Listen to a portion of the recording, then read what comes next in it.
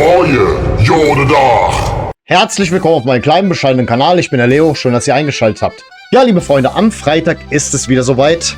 Unser FC spielt zu Hause gegen den VfL Wolfsburg um 20:30 Uhr. Ja, der VfL Wolfsburg. Aktuell sind sie in der Tabelle hinter uns, haben einen Punkt weniger als wir. Ja, was soll ich ja großartig sagen? Der VfL ist ein Verein, das sage ich mal so, ich tue mich recht schwer damit, wo ich sie einordnen soll. Sind sie nun Retorte pur oder sind sie ein normaler Verein, der irgendwie von einem Konzern vereinleibt wurde? Für mich ist eher das Zweite der Fall. Das heißt jetzt noch lange nicht, dass ich diesen Verein voll und ganz akzeptiere, aber in meinem Hassranking sind die Wolfsburger wirklich ganz, ganz tief unten in der Tabelle. Also es ist halt so, Abneigung, ja, ich mag es generell nicht, wenn bei einem Verein seitens der Fans null Mitspracherecht herrscht. Wirklich, das ist dann halt leider beim VfL so, mag vielleicht früher anders gewesen sein, aber es war ungefähr 2007, als dann der VW-Konzern 100% vereinnahmt hat von der Wolfsburger, keine Ahnung, Profifußball GmbH oder wie heißt das da? Seitdem ist es eine Tochtergesellschaft. Irgendwie so ein Ding ist das und vorher waren es irgendwie 90%. Und naja, mit solchen Vereinen tue ich mich schwer, aber beim VfL muss ich auch auf der anderen Seite sagen, der Aufstieg, das war alles sportlich erkämpft. Jahrelang waren sie ein Zweitligist. Da muss man sich halt fragen, wer hat hier mehr getrickst? Der Verein oder eher der Konzern? Ich würde eher sagen, der Konzern. Er hat abgewartet, wie macht sich der VfL in der Bundesliga, etabliert er sich, ja, und dann haben sie sich immer mehr und mehr da eingekauft. Vorher war es ein ganz normaler Sponsor. VW hat sogar Braunschweig gesponsert oder bis heute sieht man, glaube ich, noch auf den Werbebanden das eine oder andere VW-Logo. Ich kann mir gut vorstellen, dass einige Braunschweiger die ganze Geschichte etwas emotionaler sehen. Wir kennen das ja auch selber in Köln, wenn dann ein kleinerer Verein plötzlich uns irgendwie Fans wegnehmen will. Aber wie schon gesagt, beim VfL, ich sag mal so, der Aufstieg, der war schon verdient. Aber ich mag es nicht, wenn die Fans kein Mitspracherecht haben. Das sieht man auch anhand dessen, was mit ihren Wappen irgendwann einmal geschehen ist. Ab da war es wirklich nur noch ein Logo. Und an alle die gegen 50+1 sind, genau das hier passiert in aller Regelmäßigkeit bei Vereinen, die jemand anderem gehören als ihren eigenen Fans. Ich meine, hey, die Wolfsburger, das muss ich auch sagen, das unterstütze ich vollkommen, dass die im Prinzip seit Jahren versuchen, wieder ihr altes Wappen einzuführen. Das sogenannte Zinnenwappen. In dem Punkt unterstütze ich sie komplett. Ihr habt das Thumbnail gesehen.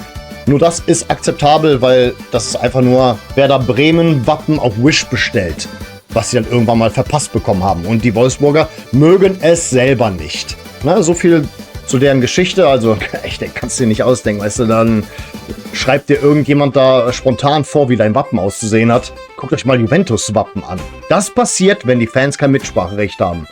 Kannst du nicht ausdenken, haben die einfach einen scheiß J. Da hat ein Cristiano Ronaldo, einer der berühmtesten Spieler aller Zeiten, mal für die gespielt. Aber jedes Trikot, das du dir von ihm kaufen kannst, ist mit diesem scheiß J drauf. Da sitzt doch tatsächlich so ein Marketing-Team zusammen und sagt, boah, ja Mann, so ein J, das wäre ja mal geil. Ein W mit einem Halbkreis drumherum.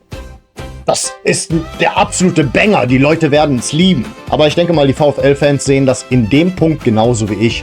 Deswegen, ja, sind sie ein Retortenbaby? Ich würde eher mal sagen, sie sind dazu mutiert.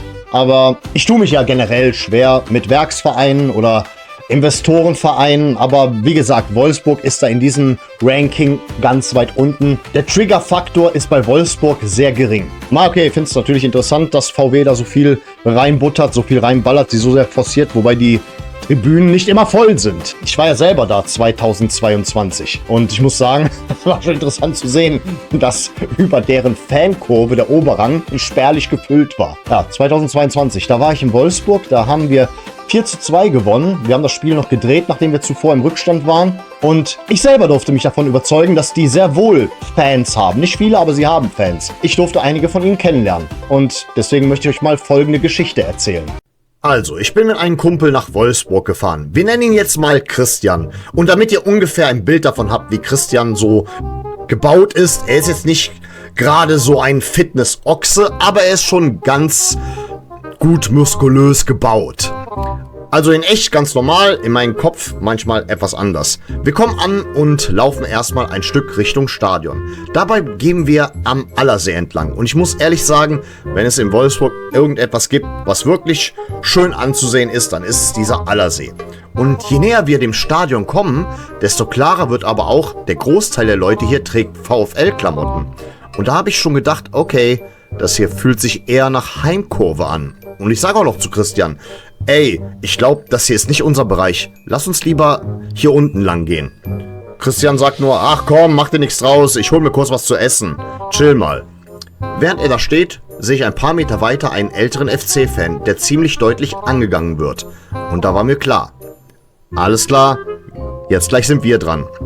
Kurz darauf kommen 4, 5 Wolfsburger Ultras zu uns rüber. Jung, Cappies tief im Gesicht. Keine Riesentypen, aber genug, dass man keinen Blödsinn anstellen sollte.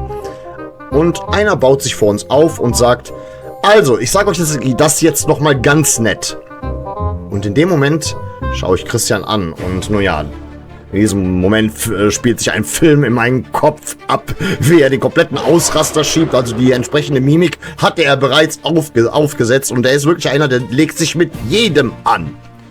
Und dann redet der Typ auch noch weiter. Sagt, ja Leute, das hier ist die Heimkurve und ihr sollt gefälligst in eurem Bereich gehen. Und Christian ballt bereits die Faust und ich sag dann halt ganz einfach, ich ging halt dazwischen. Ey Leute, alles gut, sagt uns nur bitte kurz, wo ist denn unsere Kurve? Hier ist ja nirgendwo irgendwas ausgeschildert. Ja, der Typ hat uns halt den Weg erklärt und dann gingen wir halt Richtung Gästekurve, Thema erledigt. Und dann sagt ein paar Meter weiter Christian zu mir, wie konntest du gerade so ruhig bleiben? Und dann sagt er auch noch, ganz ehrlich, wir hätten die locker auseinandergenommen. Ja, er vielleicht. 2 von denen kein Thema. Aber was danach mit mir passiert wäre, das kann ich mir ziemlich gut vorstellen.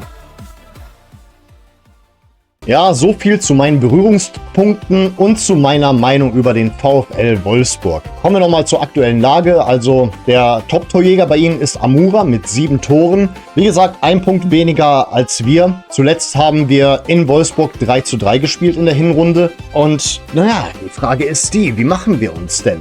Wie macht sich denn Kaminski dieses Mal gegen seinen Ex-Verein? Ich muss schon sagen, ich frage mich manchmal, bereuen die Wolfsburger, dass sie ihn abgegeben haben? Weil das ist jetzt einer unserer größten Leistungsträger. Wie es bei uns aussieht, naja, ich sag mal so, in der Innenverteidigung haben wir weiterhin Probleme. Simpson Pusey ist weiterhin nicht einsatzbereit. Joel Schmid tastet sich erst langsam wieder an die Mannschaft heran, aber scheint auch nicht zumindest bereit zu sein, von Anfang an zu spielen. Wird das hier wieder so eine torreiche Partie zu unseren Ungunsten? Das ist die Frage. Klar, zuletzt war es keine torreiche Partie zu unseren Ungunsten. Und hin und wieder schafft es ja auch Erik Martel, wenn er einen Sahnetag erwischt hat, die Innenverteidigung zu stabilisieren. Deswegen, es ist, sagen wir mal, schwer einzuschätzen mal wieder. Sehr schwer einzuschätzen. Ich habe euch mal wieder abstimmen lassen, wie dieses Spiel ausgehen wird. Und das Zünglein an der Waage wird mal wieder die Münze sein. Angelehnt an den Münzwurf von Rotterdam spielen wir mal wieder Geiß oder Bock. Und jetzt ist es wieder soweit. Der Moment der Wahrheit. Geiß oder Bock? Der Spieltagstipp für den 1. FC Köln. Wird es der glorreiche Geiß, der uns hoffen lässt? Oder der berüchtigte Bock? Geiß. Manchmal ist die Münze gnädig. Und manchmal, naja. Ach, leck mich doch am Arsch, Mann. Also, liebe Freunde, die Abstimmung hat folgendes Ergebnis ergeben. Es haben 59 Abonnenten teilgenommen an diesem Spiel. 71%, ihr seid solche Optimisten, ist das irgendwie aus Prinzip, tippen auf einen Heimsieg für den 1. FC Köln. Auf ein Unentschieden tippen gerade mal 8% und auf einen Auswärtssieg 20%. Gott schütze euch Optimisten. Mal sehen, ob euch die Münze widerlegen wird. Wie schon gesagt, fällt sie auf die etwas farbigere Seite. Dann ist das der Geiß. Positives Ergebnis, in dem Sinne Heimsieg. Fällt auf die Seite. Auswärtssieg Wolfsburg. Bin mal gespannt.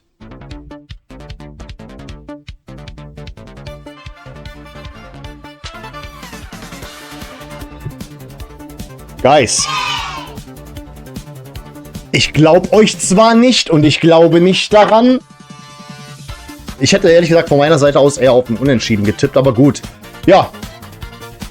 Dieses Mal werde ich jetzt nicht irgendwie große Rechenspiele machen und Eventualitäten mit einschließen. Ich sag mal jetzt 1:0. Wenn wir überhaupt gewinnen, dann 1:0. Das ist jetzt der Tipp von uns allen zusammen. Ja, liebe Freunde, das war es erstmal an der Stelle von meiner Seite aus. Allen, die bei diesem Spiel am Freitag dabei sein können, wünsche ich viel Spaß. Ich selber kann nicht, aus beruflichen Gründen. Muss Samstag arbeiten und vor allen Dingen, das wird auch ein bisschen meine Reaction auf das Spiel verzögern, weil es ist ein bisschen zu spät, die nach dem Spiel noch aufzunehmen. Da bitte ich um Verständnis drum. Wer sie guckt, der guckt sie halt nach dem Motto. Wahrscheinlich bekommt ihr die Reaction erst so am späten Samstagnachmittag oder am frühen Samstagabend ungefähr, weil das Ganze muss noch aufgenommen werden. Aber es wird eine Reaction geben. Ich bin mal sehr gespannt, wie der FC sich verkaufen wird, weil, sagen wir es mal so, wenn wir jetzt schon wieder hier verlieren, dann wird es wieder mal kritisch in unserem Verein. Aber gut, bis auf Weiteres bedanke ich mich recht herzlich für eure Aufmerksamkeit. Vielen Dank fürs Zusehen und ich sage mal an der Stelle, auf Wiedersehen. Denn wir wollen uns doch wiedersehen.